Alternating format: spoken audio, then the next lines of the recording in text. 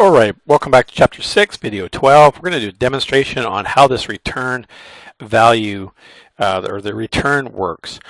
And in your program, I've got a little program here called Converter. And what this does is it converts how many cups. So for example, 1 cup is how many fluid ounces. So a small cup is 8 ounces. And of course, 2 cups would make sense that it was 16 ounces, and 3 cups, of course, would be 24, and so on. All right, so what we want to do is, to do this program, we could simply just declare some variables, assign those variables, do a calculation, output the results. Very, very simple. But we're going to do this using methods, because the whole point of Chapter 6, of course, is to modularize your code. So inside the program, this is what it looks like when we convert our button right here. And this is what we're going to do. Okay, so to get started, let's go in here and put in some data. We know we're going to say 2 cups. We know that the answer is going to be 16, but let's go in here. So the first thing we do is declare, of course, declare variables. You can see here we got a variable for cups, and we got one here for ounces, and they're both double because we're not sure how many cups and if it's a decimal not or not.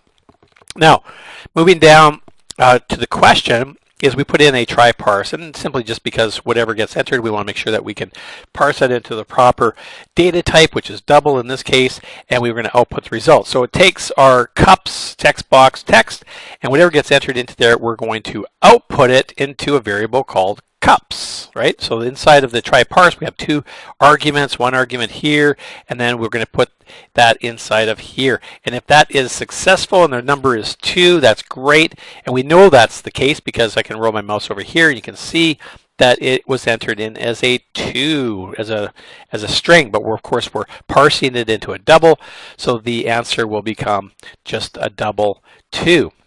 Now, with that information, we can now take our new method here called cups to ounces, which is down here.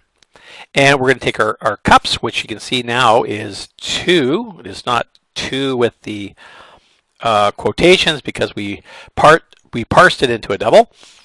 And as soon as we do that, we're going to take that argument, which is a decimal 2, and we're going to pass it into this double right here. So double and double. We know that should work. And now that's a 2, good. And then of course 2 times 8, because there's 8 ounces in a cup.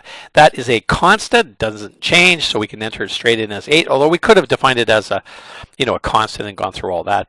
And all we're doing is we're returning the result. So what is the result of that calculation? Is 16. And where are we returning it back to? Well, our calling program. So this right here becomes 16, and it assigns 16 to ounces. Now ounces are not 16 yet because we just simply haven't moved beyond. So as soon as I push my F11, and I'm going to do that right now, and there's 16, right? So we returned the value back to the calling program, and now we can simply just output it into a normal number with 1 decimal point.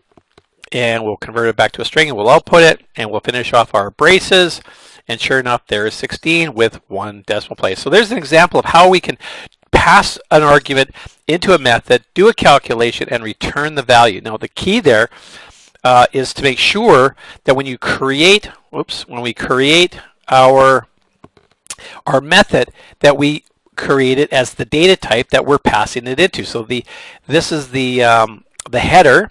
And that's, of course, the body of this method. We've got our access modifier. We're only using it privately. We are using our data type, which is a double. And we have our name of our method. And we have our parameters. Here's a quick review to all of that. So this is not a void method. This is a return value return method. And we're going to return the results that we're calculating. So this is common when we're doing some kind of calculation. So if you think back to the DACO model, the declare, assign, calculate, and output, whenever you're doing a calculation, you could think about modularizing it into a method with a value return type on it. All right, so I hope that makes some sense for this one right here. I think it's a pretty simple example.